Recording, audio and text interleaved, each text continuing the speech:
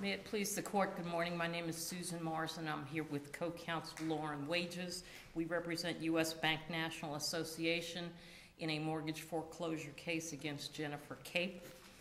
The posture of this case, Your Honors, is that the defendant filed a motion for summary judgment and or a motion to dismiss without having filed an answer or any discovery having been taken.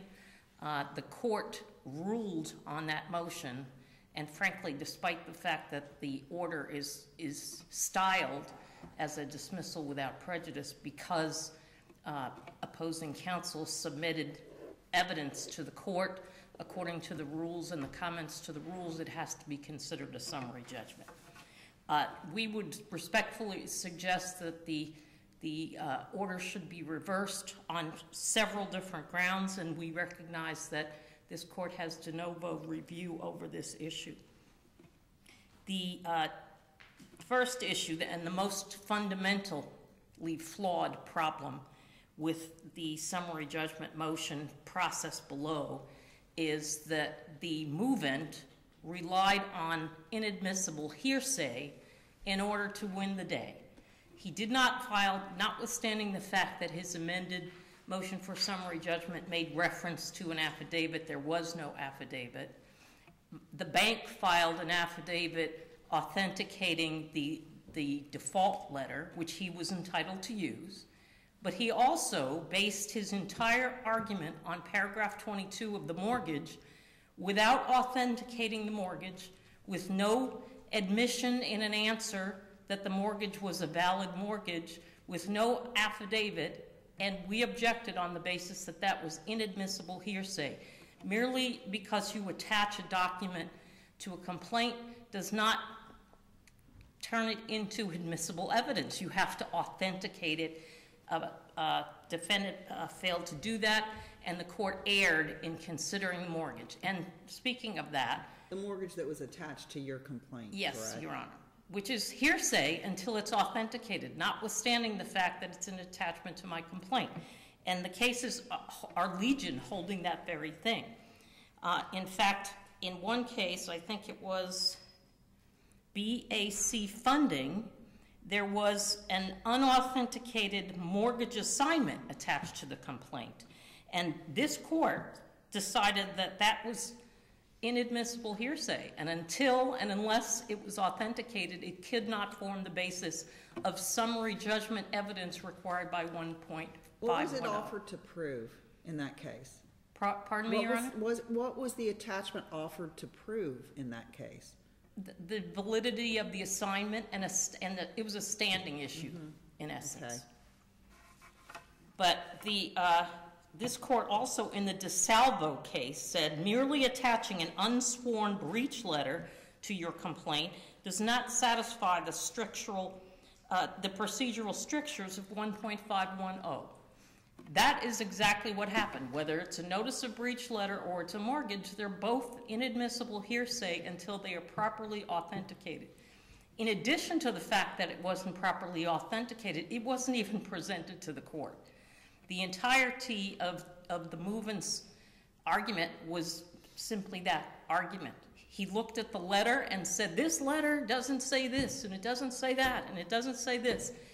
And it was never determined whether paragraph 22 of the mortgage, which was attached to our complaint, which was not admitted as being an authentic document and an answer, movement had several ways to authenticate this. Number one, wait a minute. You know, you have filed a complaint. I'm sorry, Your Honor? You have filed a complaint. Yes. Attached to the complaint is the mortgage that you're suing to foreclose. Correct. Whether that mortgage was authentic or not, it contains paragraph 22. Right. And the other side can say, listen, according to your own exhibit, you haven't complied with that condition preceded. There is no law that says that, with all due respect, Your Honor. It says if you attach something to your complaint, it's still hearsay until you authenticate it properly. Indeed, but what he's saying is your cause of action can't proceed based on that attachment, whether it's authentic or not, because that attachment requires you to send this letter containing these things, and your letter doesn't contain those things. That would be a motion for judgment on the pleadings, not a motion for summary judgment, because 1.510 clearly says that A, the movant has to specifically identify the summary judgment evidence upon which he relies, which wasn't done in the motion, and B, that evidence has to be admissible evidence. So you have to authenticate it. You can't just say, because I attached it to my complaint and it's an admission against me, and that argument was never made in the first place. So I would respectfully suggest that the Dal Salvo case out of this court, the Bryson case out of this court, both of which refuse to allow unauthenticated default letters to be used as a basis for summary judgment, are compelling authority to have this court make the same decision with regard to the mortgage. In addition, the breach letter, counsel went point by point by point through the breach letter. The breach letter, which the court, I don't know if he looked at it or he didn't look at it, but it's not evident from the record how closely it was examined. But the breach letter said, borrower's in breach of the mortgage 2 times. To cure, send in $2,579 plus late fees. Number 3, that the loan would accelerate within 30 days, not 27 like in some of the other cases, or 3, as in, I forget which one, but it was out of this court, in 30 days, that the bank had inspection rights to protect its interests, that foreclosure and sale would be pursued unless the mortgage was made current within 30 days, and that the borrower had the right to reinstate after acceleration, and the right to assert in any foreclosure non-existence of default, and should dispute or let the bank know within 30 days whether he presumes the debt to be valid. Every one of those points is something that is required. Let's assume arguendo that paragraph 22 was properly considered, which I don't, but notwithstanding that, this letter hit all the buttons, ticked all the boxes, and this court in the Busquet case, or Busquet, I don't know how to pronounce it, recently said you don't have to quote paragraph 22 verbatim as long as the borrower is put on notice of his rights, and every one of these points was contained in paragraph 22, albeit in slightly different language. Also, is that what you argued at the hearing? Yes. Yes, Your Honor. It's all in the hearing transcript. Where the court granted summary judgment before the plaintiff had a chance to depose the borrower. We had set the borrower for deposition. Several days thereafter, the borrower's counsel filed a motion for protective order. We filed a motion to compel. You never could explain why that deposition was necessary. Your Honor, I'll tell you why. To oppose this motion for dismissal or summary judgment, or whatever you want to characterize this. Because the borrower argued quite successfully, unfortunately, in the state court, that there's no reason to take a deposition because the letter says what the letter says. Well, the letter does say what the letter says, and extrinsic evidence would not change the plain language of that letter. However, in the state of Florida, there's a doctrine known as substantial compliance. And isn't that determined from the face of the letter? Whether it substantially complies. In part, yes, Your Honor, but also in order to avoid an avoidance defense, which is what this borrower has been successful to do, we are entitled to take evidence from the borrower to determine whether he, A, got the letter, B, understood the letter, and C, has been prejudiced by the letter. That is the law in the state of Florida, and we were prohibited from doing that. This is not a situation like Congress Park, which is what counsel cites in his brief, where somebody waited until after motion for summary judgment was filed and set for hearing, and then they quickly propounded some discovery so that they could avoid the hearing. This depo was set for several months, and without a date, because counsel wouldn't give us a date. And then once we had, I will readily concede that this case moved way too slowly. It was 2011 during the height of the foreclosure debacle, and it should have progressed much more promptly than it did. I will readily concede that, but there's no monkey business, there's no manipulation in terms of attempting to take a deposition to establish prejudice, to establish knowledge, because that's what the law says in the state of Florida. And Your Honor, I forgot to reserve 5 minutes. You've got them. And what time did I start? You are 10 minutes in, Okay, so thank you you. have 5 more and then 5 for rebuttal.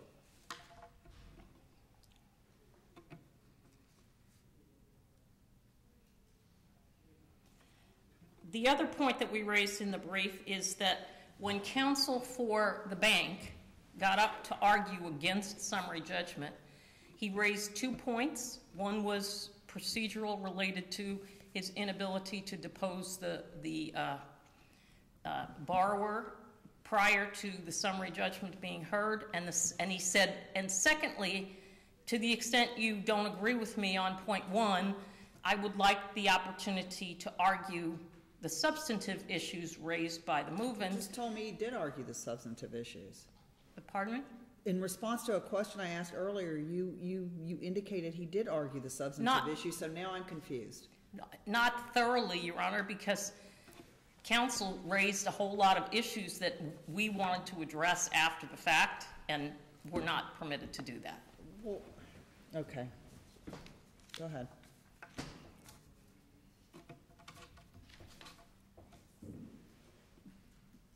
The defendant can show you no cases whatsoever where simply because a document is attached to a complaint that it becomes admissible evidence and can be relied upon as summary judgment evidence. That's simply not the law, and it's violative of the plain language of the first sentence in subsection C of 1.510.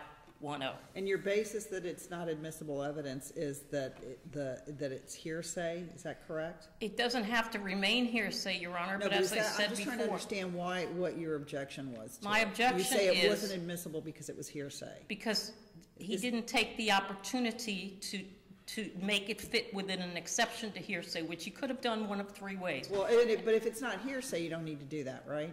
It is hearsay. But that's your position, correct? Okay, Correct. that's all I wanted to know. Okay. May I proceed? Yeah. Counsel could have established the admissibility of the mortgage one of 3 ways. One would have been by answering the complaint and admitting that it was the actual mortgage that he was a party to. 2 would have been for him to have an affidavit authenticating it the proper way in accordance with the exceptions to hearsay rule. And number 3 would have been for him to ask the court to take judicial notice of it. He did none of the foregoing. Instead, just argued from the letter without even giving the benefit to the judge of having an authenticated piece of summary judgment evidence with which to compare it. And that is reversible error.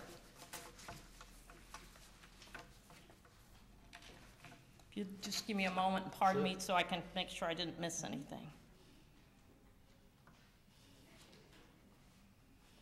Your Honors, also the issue of substantial compliance is one that is still kind of tenuous in the various circuits. In certain circuits like the 5th DCA, they take a more strict compliance approach to compliance with conditions proceeding in the context of paragraph 22.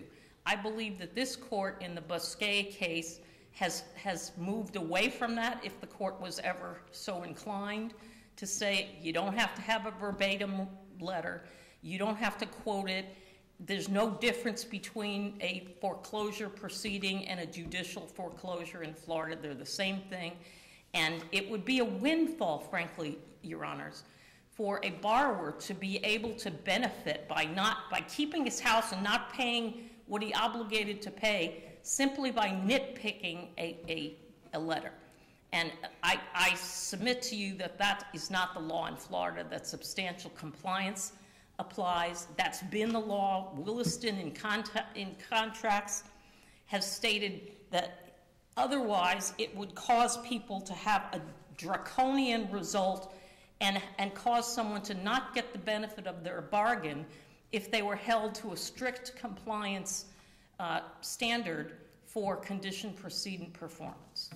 And with that said, Your Honors, I would request that you reverse and remand for further proceedings. Thank you, Ms. Moore. Thank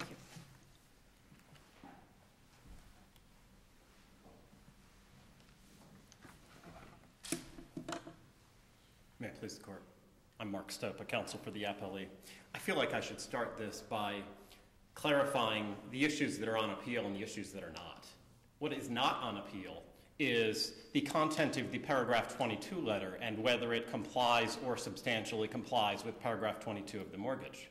That issue, to answer Your Honor, Judge Kelly's question, was not argued below at all. In fact, the third issue in their initial brief was to say that there was some violation of due process based on their not getting to argue that below. Right. So they did not argue below the paragraph 22 issue, and they did not brief that in their initial brief at all. Their initial brief did not talk about substantial compliance or whether the letter complied or not at all. You don't get to raise that for the first time on reply or an oral argument, as my opponent's trying to do today.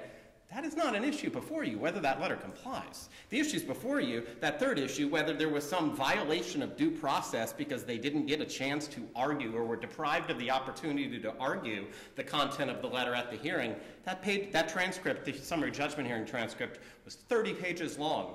And my opponent had numerous opportunities to speak, began speaking at numerous opportunities. There was never an occasion where he indicated to the court, well, I have more to argue, or I didn't get to argue this, or anything like that. There was clearly no due process violation. So that argument for them, their third issue, is not a winner.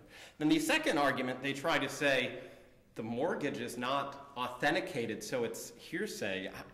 I just don't see that argument at all. Pleadings, a complaint, of course, is a pleading, and their mortgage, which has a paragraph 22 attached, is attached to their pleading under 1.110A. That's a pleading. And pleadings are summary judgment evidence under the summary judgment rule, 1.510. It's as if, as I try to understand the argument there, they're trying to say, well, there might not, you didn't prove that there was a breach of this contract, or in other words, what's the issue of fact, right? What's the issue of fact?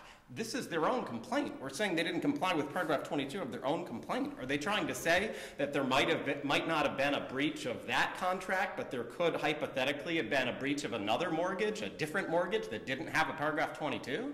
Well, they didn't plead that. That's not in their complaint at all. So it's not like they pled two different mortgages, one which had a paragraph 22 and one didn't, or something like that. So it's like if you accept their position that there's an issue of fact here, then every plaintiff in every breach of contract case at summary judgment could simply say, well, there's still an issue of fact because you didn't prove there was a breach of this contract that we sued upon, but there might hypothetically be a breach of another contract that we didn't even sue upon. I submit that just doesn't make any sense, and that the reason they don't have any case law to cite on that issue is because none exists.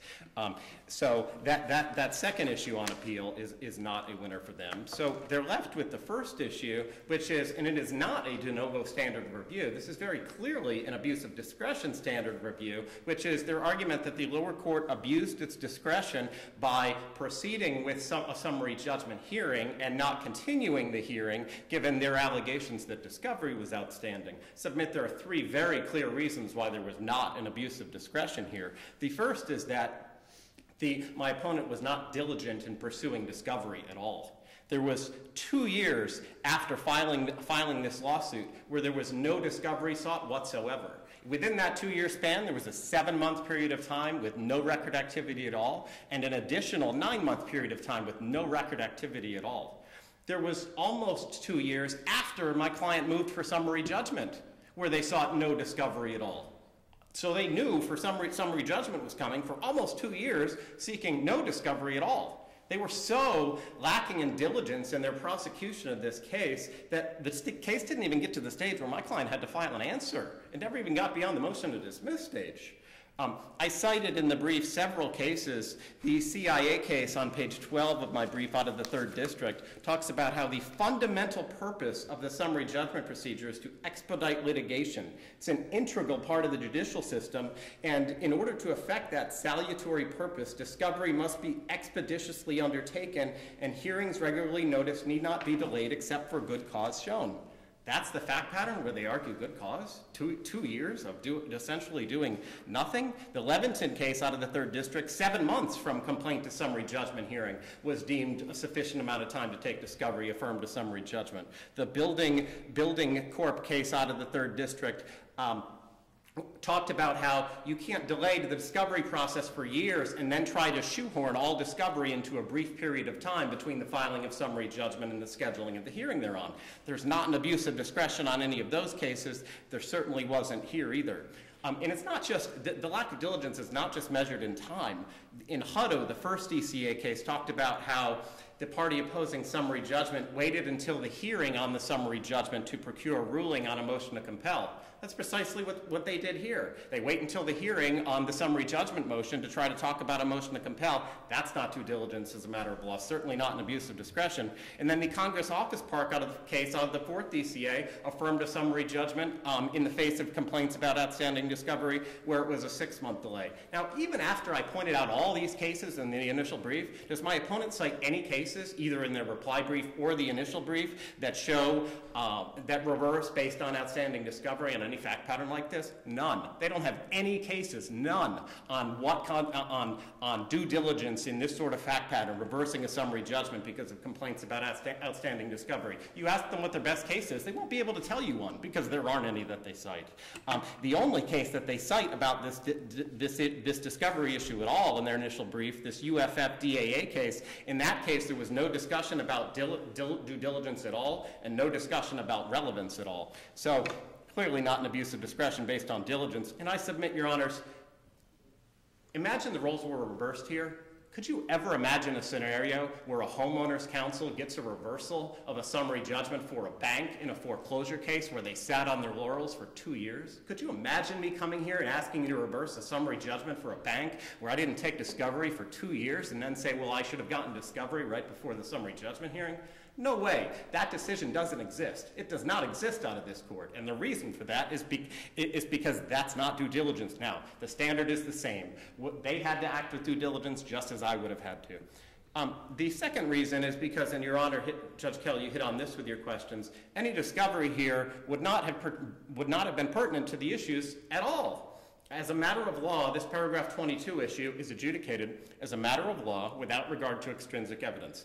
Every decision that are in the briefs before you make that clear. Astoria, Haberl, Samru, Busquets, Kurian, and Judy. 2 of those are out of this court, 1 out of the 4th, 1 out of the 5th. Every one of them makes clear. You sit down the paragraph 22 of the mortgage, right next to it you have the letter, you look and you decide whether the judge decides whether the letter contains the information that paragraph 22 requires as a matter of law. No amount of testimony can change that analysis, and that's why the transcript reflects in open court below that when the judge asked my opponent, well, how could a deposition change the content of the letter? The response was, it couldn't. It doesn't change the legal analysis, so all the cases that I cite about how discovery was not pertinent and it would not have changed the adjudication of the issue directly apply. My opponent has no contrary case law on that at all. That's clearly the law here on this issue. And the arguments about Busquets and cases like that and substantial compliance are simply non-starters because they're trying to argue the content of the letter as opposed to the justification for the continuance of a summary judgment hearing, which is the only issue that they briefed.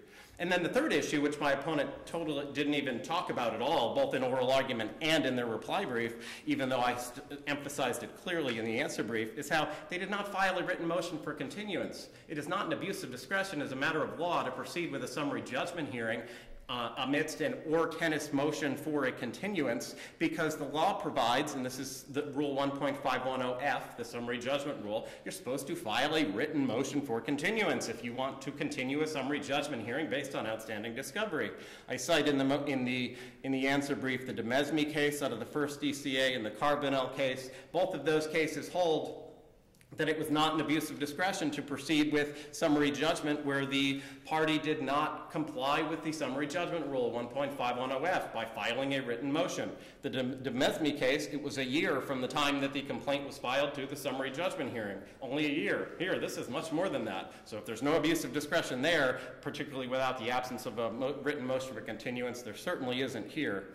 And the Leviton and Howard cases, also out of the third DCA, both hold that the absence of a written motion for continuance meant there was no abuse of discretion in proceeding with a summary judgment hearing. Both affirmed summary judgments in the face of arguments otherwise. So Judge, Your Honors, I feel like this is very clearly a situation where the lower court did not abuse its discretion in proceeding with the summary judgment hearing. Their first issue on appeal that most of their initial brief was devoted to. I feel like their other two issues on appeal are really non-starters. The due process argument, which really wasn't even articulated, and then the, well, you didn't authenticate the mortgage. I'm happy to answer any questions that Your Honors may have, but I feel like this is a very clear PCA and that should be the ruling today. Thank you, Mr. Stowe. Thank you all very much.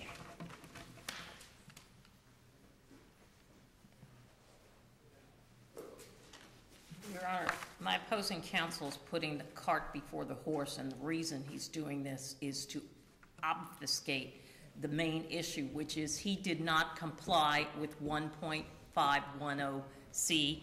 Why? Because he did not, quote, specifically identify any affidavits, answers to interrogatories, admissions, deposition, and other materials as would be admissible in evidence. That is a requirement of the rule. It didn't happen in the case of Mr. Stopa's client. And when he went outside of the pleadings to rely upon the affidavit of my client's business records custodian, which attached the breach letters, that was appropriate. But by going outside of those pleadings, he turned his motion to dismiss into a motion for summary judgment, and notwithstanding that, asked the court to enter an order of dismissal without prejudice. And the bottom line is, his argument, I conceded earlier that this case was not prosecuted timely. I wasn't involved at all, so I can't even respond to why it took so long, other than the fact that I know that during the time we were inundated with foreclosure cases and they weren't progressing, which is why the Supreme Court implemented standards for moving these cases along. But notwithstanding that, the benefit of the doubt and the light most favorable to the non-movement must cause the court to conclude that where a movant does not rely on admissible summary judgment evidence as required by 1510C, he loses. And as far as Mr. Stopa just said, oh, well, they talked about an unauthenticated mortgage, but then he didn't talk any more about it and didn't present the court with any cases that would say that that is not a requirement. And I suggested to the court that the BAC case out of the 2nd District, the Dal Salvo case out of the 2nd District, the Bifulco case out of the 4th, and the Bryson case out of this court all stand for the proposition that unauthenticated documents cannot be used as summary judgment evidence to support a 1.510C motion. So for the foregoing reasons, and without, I understand that, we didn't file a motion for continue. As an appellate lawyer, I'm stuck with what the people at the trial level did. I understand that that is preferable, it's required, it didn't happen, but that doesn't mean that the court can err anyway and grant summary judgment under circumstances where he was relying on hearsay evidence. That's a big no-no.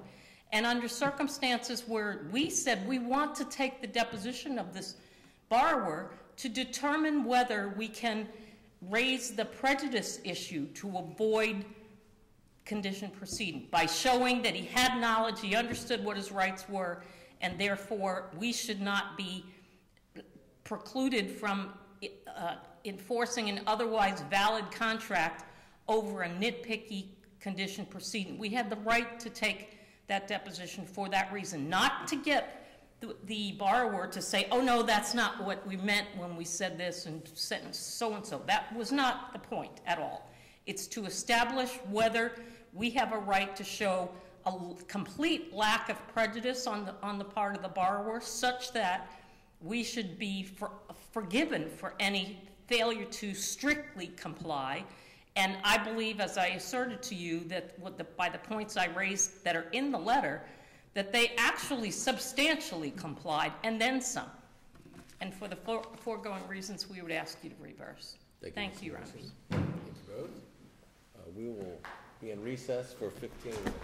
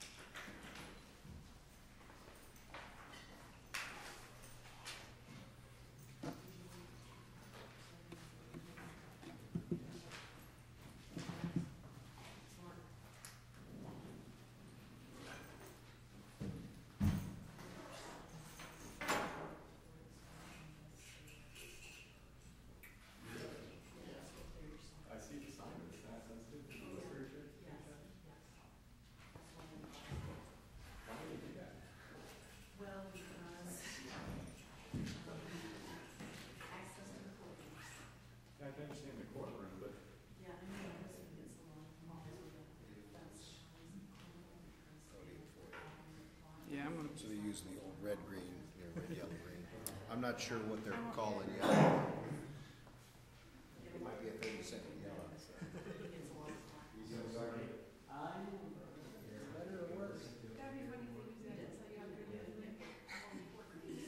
like the, It's like the approval meter. yeah, the poll and when you're watching that debate. The lines. See, we move off of that, they've gone to red.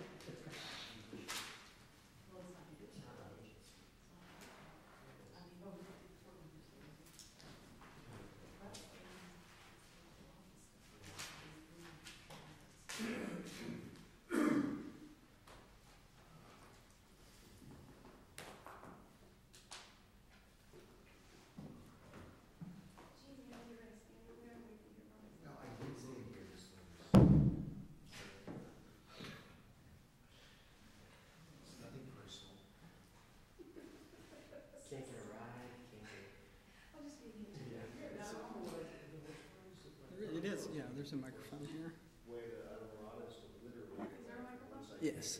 Drop it off at her house and then just go down to her. It's, this contraption here.